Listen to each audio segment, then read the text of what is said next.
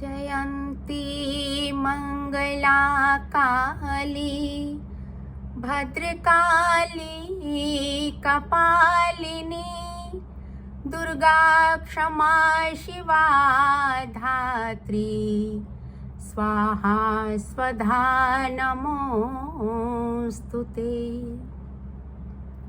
प्रणाम सबको। वीडियो का हेडिंग देख के तो आप लोगों को पता चल ही गया होगा कि आज मैं कोई भजन या गीत लेके आप सबके समक्ष उपस्थित नहीं हूँ, बल्कि दुर्गा पूजा से संबंधित कुछ जानकारी के साथ आज मैं आई हूँ। आप सबको पता है कि इस बार का नवरात्र 3 अक्टूबर से प्रारंभ होगा और वो दिन जो है गुरुवार का दिन है। वैसे तो देवी माँ का वाहन हमेशा सिंह होता है, वो उसी पे सवार होती हैं, लेकिन दुर्गा पूजा के समय में जब वो अपने भक्तों के घर आती हैं तो हर बार नवरात्रि में अलग अलग वाहन पर सवार होके आती हैं। तो आज मैं आप लोगों को बताऊंगी कि इस बार माँ भगवती किस वाहन पर सवार होके आएंगी और उसका फल क्या होगा। इतना ही नहीं, आप सबको मैं इस वीडियो में ये भी बताने वाली हूँ कि हर नवरात्र में जिस दिन नवरात्रि शुरू होता है, किस दिन नवरात्रि शुरू होता है और वो उस दिन दुर्गा माँ किस सवारी पर सवार होके आती है, इन सब की जानकारी आपको इस वीडियो के माध्यम से हो जाएगी। तो शुरू करते हैं एक श्लोक से। देवी भागवत का एक श्लोक है जिससे पता चल जाएगा कि किस दिन दुर्गा पूजा प्रारंभ होगा। प्रतिपदा यानी प्रथम दिन जो होगा वो किस दिन से होगा और उससे पता चल जाएगा कि आज माँ भगवती किस सवारी पर सवार होके आ रही हैं। इतना ही नहीं, वीडियो के अंत में वो भी बताऊंगी कि जब उनका गमन होता है यानी विदाई होती है विजयादशमी के दिन, वो किस सवारी पर सवार करके जाती हैं और उसका भी क्या फल होता है, दुनिया में क्या सब होगा उस वर्ष, वो भी इस वीडियो को देख के आप लोगों को पता चल जाएगा। तो आप बिना स्किप किए वीडियो को पूरा देखिएगा। तो जो श्लोक मैं आप लोगों को बताने जा रही थी वो देवी भागवत का श्लोक है। वो है शशि सूर्ये गजारूढ़ा शनि भौमे तुरंग में गुरु शुक्रे च दोलायाम बुधे नौका प्रकीर्तिता। आसान है बिल्कुल। थोड़ा बहुत भी संस्कृत आता हो या नहीं भी आता हो तो श्लोक से ही स्पष्ट है।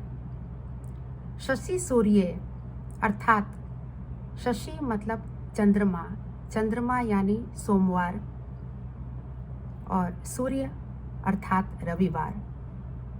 तो जिस वर्ष नवरात्रि सोमवार अथवा रविवार से प्रारंभ होता है, उस बार देवी माँ का जो वाहन है वो गज होता है यानी हाथी।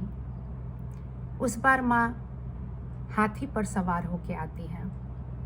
और जिस बार दुर्गा पूजा की शुरुआत शनिवार या मंगलवार से होती है, उस वर्ष माँ भगवती घोड़े पर सवार होकर आती हैं।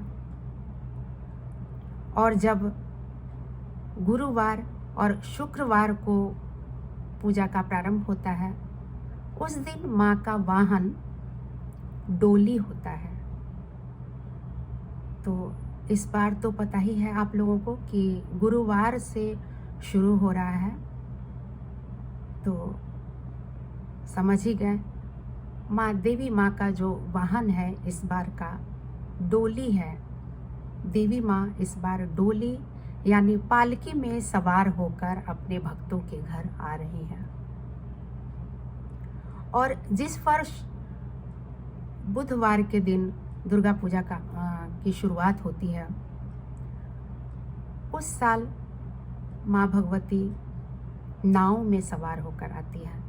तो अब तो स्पष्ट है कि सोमवार और रविवार को देवी माँ गज पे सवार होकर आती हैं, यानी हाथी पर।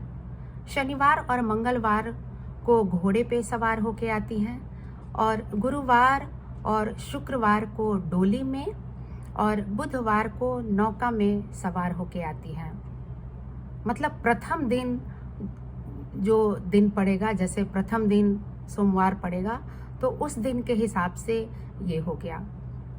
अब जान लेते हैं देवी माँ जिस सवारी पर आती हैं, वो सवारी संसार में क्या परिवर्तन होगा उस चीज को भी निर्धारित करती है।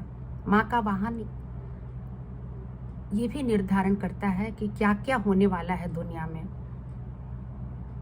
तो इसका भी एक श्लोक है देवी भागवत में।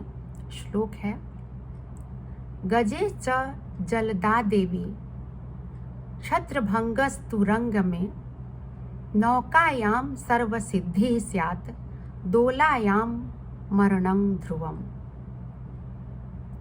अर्थात जब देवी माँ हाथी पे सवार होके आती हैं, गज पे सवार होके आती हैं जिस वर्ष, उस वर्ष पूरे दुनिया में वृष्टि की संभावना होती है, बारिश होती है, हर जगह खुशहाली होती है, खेती अच्छे से होती है, हर जगह संपन्नता रहती है। और जब देवी माँ घोड़े पर सवार होके आती हैं जिस बार, उस वर्ष पड़ोसी देश से युद्ध की संभावना होती है, सत्ता परिवर्तन होने का भय होता है, ये चीज़ें होती है, ऐसा माना जाता है।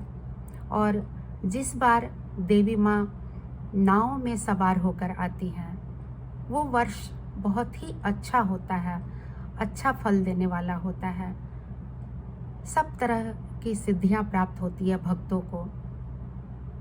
और जब देवी माँ डोली में सवार होकर आती है, तो उस बार महामारी की आशंका होती है, और इस बार देवी माँ डोली में ही सवार होकर आ रही हैं। तो कोई नहीं, घबराने की आवश्यकता नहीं है। हम सबको पूरे मनोभाव से, मनोयोग से, तन मन से, पूरी श्रद्धा नियम निष्ठा के साथ माँ भगवती की आराधना पूजा करनी है। देवी माँ सभी कष्टों को अवश्य दूर करेंगी। जो भी महामारी की आशंका है उसको निश्चित रूप से कम तो अवश्य ही करेंगी, दूर भी कर सकती हैं। देवी माँ बहुत ही दयालु हैं, क्योंकि है भी कि कुपुत्रो जायेत क्वचिदपि कुमाता न भवति। पुत्र कुपुत्र हो सकते हैं, लेकिन माता कुमाता कभी नहीं होती। बहुत ही दयालु होती है माँ। तो हमें पूरी निष्ठा, नियम और श्रद्धा के साथ बस माँ भगवती की आराधना करनी है। अब जान लेते हैं कि ये तो हो गया आगमन का फल। आगमन होगा किस वाहन पर और उसका क्या फल होगा पूरे वर्ष। अब हम लोग जान लेते हैं कि गमन जो होता है, विजयादशमी के दिन जो देवी माँ का प्रस्थान होता है, वो किस दिन किस सवारी पर होता है। इसका भी एक श्लोक है, शशि सूर्य दिने यदि सा विजया, महिषागमने रुज शोक करा। शनि भौम दिने यदि सा विजया, चरणायुधयान करी विकला। बुध शुक्र दिने यदि सा विजया, गजवाहन गा शुभ वृष्टि करा। सुरराज गुरौ यदि सा विजया, नरवाहन गा शुभ सौख्य करा। अर्थात जिस वर्ष विजयादशमी सोमवार या रविवार को होता है, उस वर्ष माँ महिष पे सवार होके जाती हैं, अर्थात भैंस पर सवार होके जाती हैं। और उस साल पूरे वर्ष रोग और शोक की आशंका होती है। जिस वर्ष देवी माँ शनिवार या मंगलवार को जाती हैं, विजयादशमी होता है, उस बार देवी माँ का वाहन होता है मुर्गा। और पूरे वर्ष परिस्थिति अनुकूल नहीं होती है, विकल परिस्थिति होती है। और इस बार देवी माँ का जो वाहन है जाने का, वो है मुर्गा, क्योंकि विजयादशमी शनिवार को हो रहा है इस बार। तो इसमें भी घबराने की कोई बात नहीं है। पूजा अर्चना करेंगे हम लोग, देवी माँ सब ठीक करेंगी, फल ठीक ही रहेगा। ये शास्त्रों के हिसाब से ऐसा माना जाता है, उसके हिसाब से मैं आप सबको बता रही हूँ।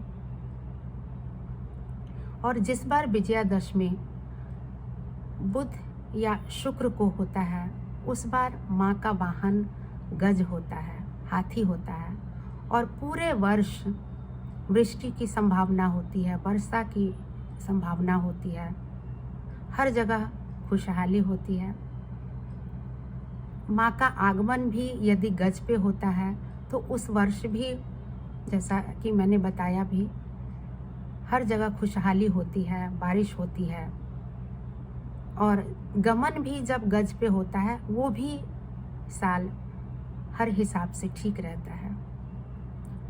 और जब देवी माँ का गमन गुरुवार को होता है, उस वर्ष देवी माँ मनुष्य के कंधों पर सवार होके जाती हैं।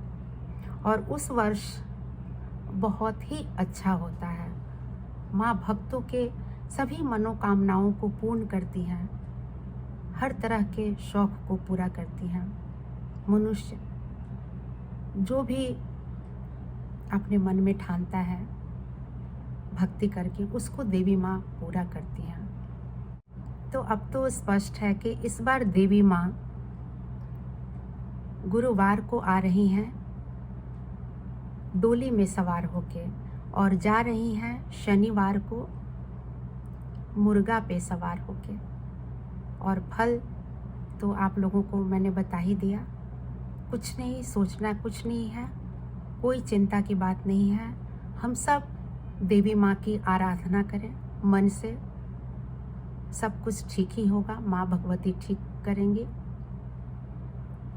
जो भी जानकारी मैंने आप लोगों को दिया है वो देवी भागवत के अनुसार है। किसी भी तरह की त्रुटि के लिए मैं क्षमा चाहूँगी। जय माँ भगवती।